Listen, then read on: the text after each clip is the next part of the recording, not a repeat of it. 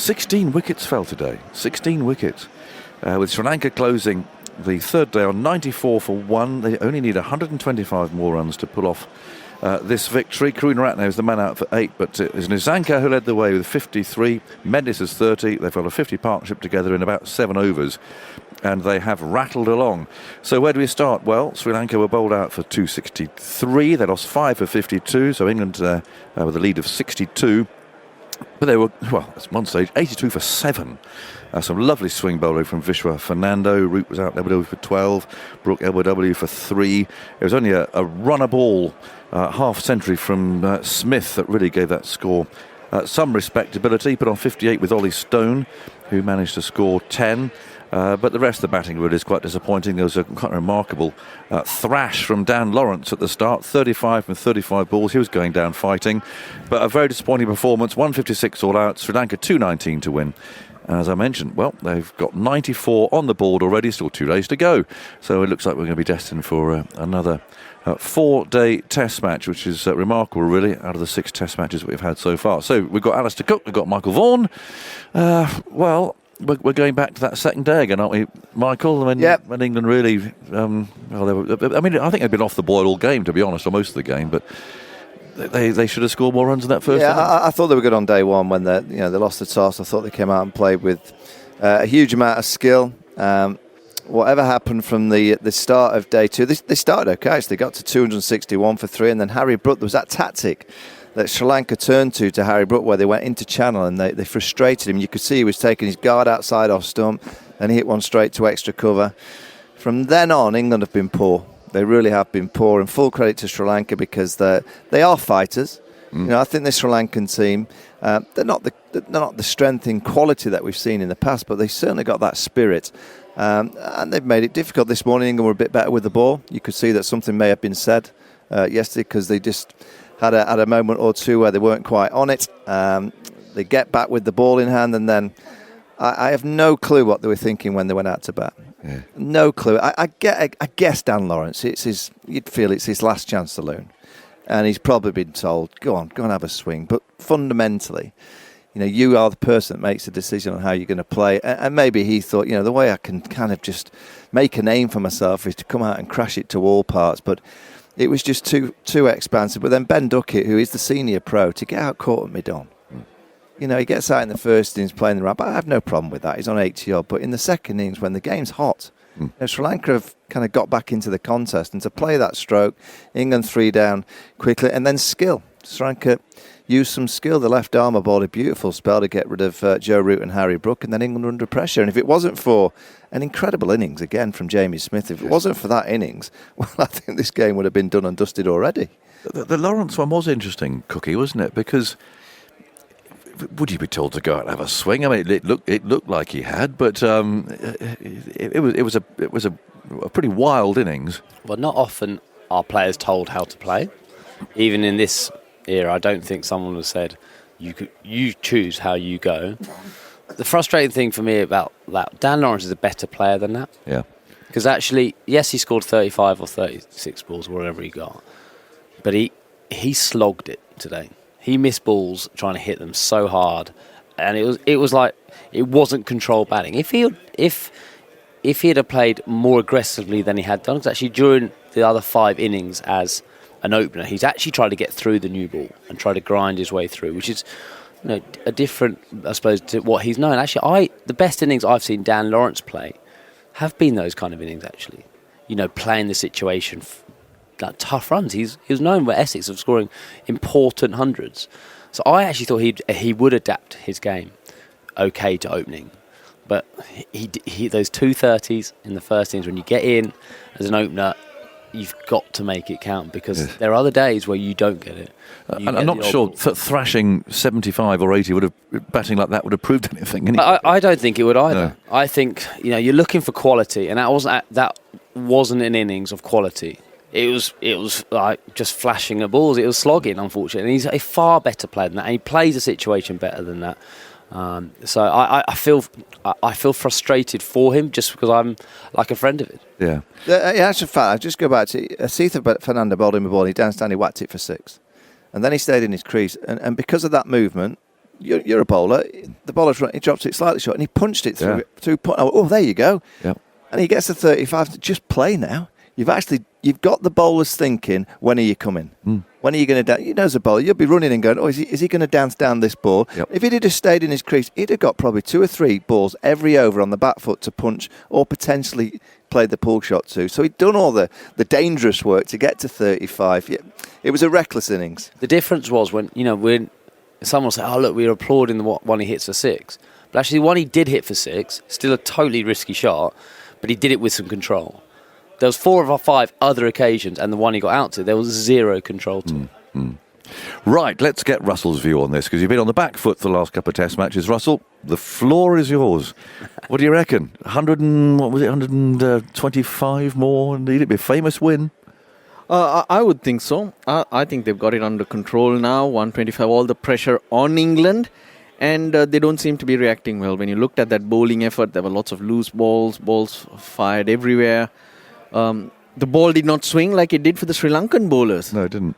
So they've got England where they want to. Now just make sure that you put your heads down tomorrow and make sure the job's done. But all they did today was, with the ball especially, the basics. They did what they did at Lord's so well on that flat track.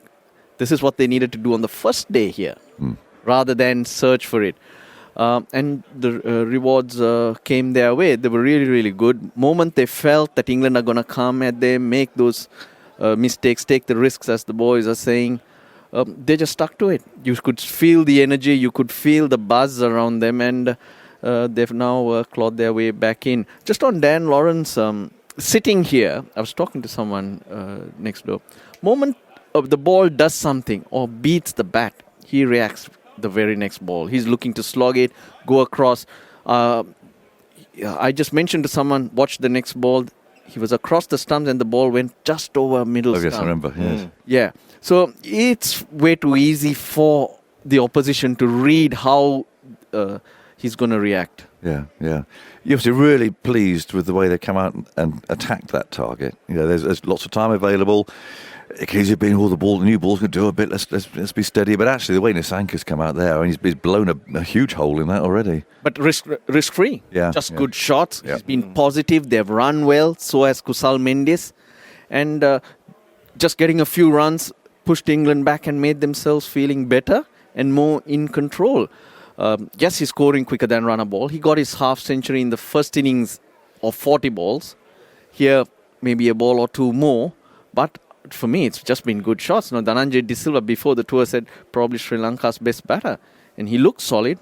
He's applying himself. Sure is. It looks so. Yeah, all those LBWs as well. I mean, it's just been.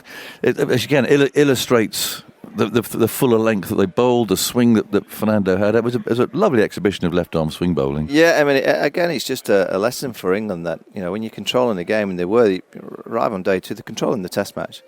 And inside a couple of days, they've just allowed Sri Lanka back into the game. And also, they've allowed them to showcase their skill levels. And that's what they did this afternoon. I thought some of the bowling was fantastic. You could see clearly Vishwa Fernando, he was getting the ball a hoop around. And he had brilliant field set. There was no real gaps for the batters, particularly the right-handers, to get off strike. And he was going across, and he was getting the in-swinger in to the right-handers' pads beautifully. And to get, you got to remember, Harry Brook and Joe Root are his teammates this year. He played for Yorkshire. Yes. And to get those two with some brilliant bowling, they thoroughly deserve it, Sri Lanka, because of the standard of cricket they've played in the last 2 days. They found spirit yesterday morning in, I think, the way that England played. And England, I think Cookie said last night, they were complacent yesterday. They just came and thought, you know what, we've got 220 odd. This game's pretty much done and dusted. Oh, we got 325. That's around par, probably above par.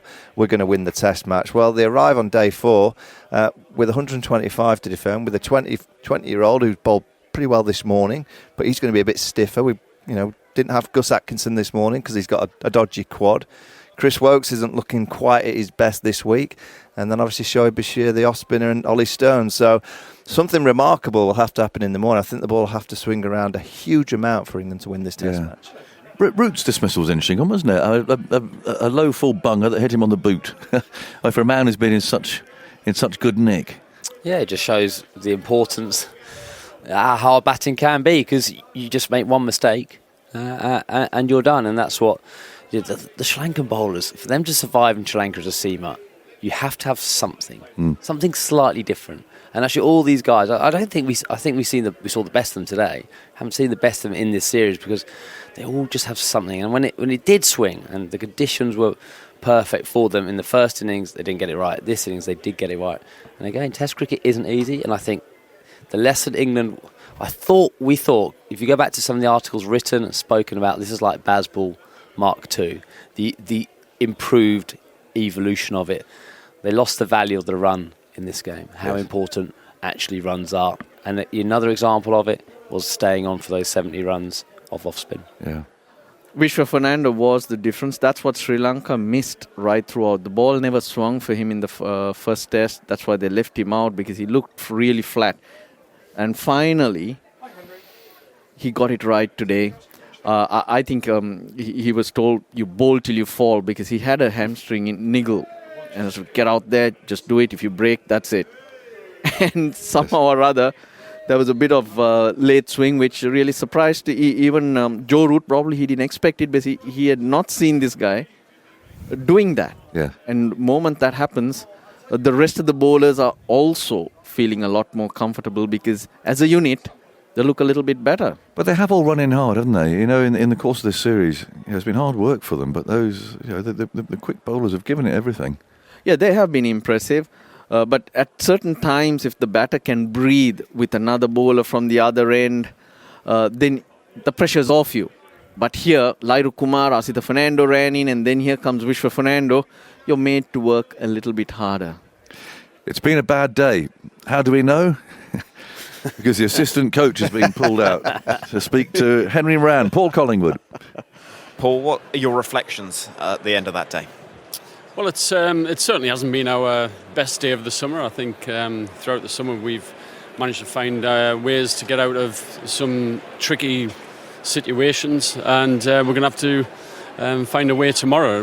We've got an opportunity. The wicket's still doing enough to win the game from here, but obviously going to have to be a little bit better tomorrow to be able to do that. Standards feel like they haven't been what England would expect. Certainly that's been the view from some of those watching on. Would you agree with that? I think Sri Lanka, give them full credit that they've actually put us under a lot of pressure, and we kind of the mantra of our side is to try to put the opposition under pressure and look ways to put them under pressure at all times. And in Test cricket it doesn't always work out for you, and today's been a day where the opposition, Sri Lanka, have they've got a lot of movement and very accurate with the ball, and managed to take the wickets. And with the bats, they've come out there and they've played very well. So sometimes it's not going to work. We do have this mantra, and this is how we want to play. And sometimes it doesn't work. That's okay. But as long as we keep that same kind of belief and philosophy, then hopefully we find ways to put opposition teams under that pressure. Because it's felt in this game that it's been much more the free-spirited batting, certainly, that we've seen in previous years under Brendan than perhaps earlier this summer. Has there been a change in mindset and mentality in this match? I think a lot of that comes down to the actual conditions. I think when the ball is moving around a fair bit, then certainly the method would be to try to be ultra aggressive. We watched Ben Duckett in the first innings, for example, of playing a style that takes the bowlers off their length, and the danger length on there is the top of off, and that's where bowlers are getting a lot of the movement from. And I think that's a fine example of showing your skill and how to try to put bowlers under pressure and take them off that length.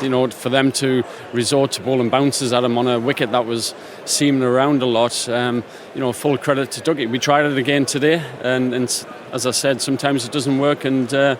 But full credit to Sri Lanka. A word on Dan Lawrence. It's been a tough series, and he would have wanted more runs, of course.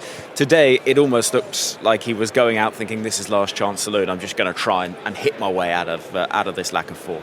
Well, you've got to give him a lot of credit for the bravery and to actually go out there and back himself. And he's not the only player who's been in those kind of situations in the past. And you want to go out and perform on your own terms. And he's naturally a very aggressive player. Also give him full credit to come in and go at the top of the order. It's not a position that he's done that often, but he's certainly wanted to take that opportunity. He never shirked away from it, and today I thought it was great signs that he did actually go out there and try to be aggressive and take the game away from Sri Lanka. To those that have suggested complacency from England in this game, what would you say? I think it's always easy to resort to that kind of language when you haven't had a good day. These guys are desperate to show their talents every single day. There's a lot of enjoyment, there's a lot of fun in that dressing room, and the desire has been there as much as it has right away throughout this summer. There's been no change in thinking it's the end of the season or anything like that. It's the full-on desire has been there. It just hasn't been one of our better days in the summer, but that's okay. We can come back tomorrow and we've still got an opportunity. Gus Atkinson's fitness, how fit is he going to be to bowl and play an active part in trying to extract those wickets? Yeah, he's got a thigh niggle, and obviously he's done well to get out there and take the new ball today. So hopefully we can be a little bit better tomorrow in terms of getting the ball in those areas and cause some mayhem. And basically tomorrow the message is from you as coaches? The message is always the same from us coaches. We pretty much stay consistent, but it'll be make sure that we have that belief that we can actually go out there. There's plenty of movement in that pitch still, and you never know what can happen in cricket. These guys have done some special things in the past, and we can do some special things tomorrow also. That's Paul Collingwood. It's always tough being the assistant coach, having to defend a poor day, create some mayhem. He says, well, they could need something on that sort of level, like they with 125 needed with 9 wickets. Yeah, it's not going to be easy. I think Sri Lanka look like they've got the bit between their teeth. For Sri Lanka to lose 9 wickets and not score 125, they're going to have to have a huge collapse. It's just one partnership, really. But it can happen. England can get in a row. I think someone like Chris Woakes can bowl any team out with the Duke ball at any stage. And we saw that last year with Australia. The ball starts swinging around. He can easily get 3 or 4 quick wickets inside the first 40 minutes, and then it's game on. But England haven't quite been at it. They haven't been quite at it this Test match. They were on day one. I thought they did well, as we've said before. But yesterday's batting display, to get bowled out for 325 and then to be so aggressive with the field settings and then to come out and bat and play some of the strokes that they did today, almost in a way to think that they never probably thought that someone like Vishwa Fernando could bowl a couple of Jaffas. Yeah. And those 2 balls to get rid of the 2 Yorkies, that's good bowling. Yeah. I said it last night on the podcast, as did yourself, Aggers and Cook. It's just a warning sign for this England side that just don't think. Test cricket is hard. It's really difficult to win games. And when you get in a position of strength, which they were on the second morning, and you're 260 over 3, make it count, because even though Sri Lanka haven't got the best team in the world, they're still a fighting team, and they'll find a way if you allow them back into a contest, and that's exactly what England have done.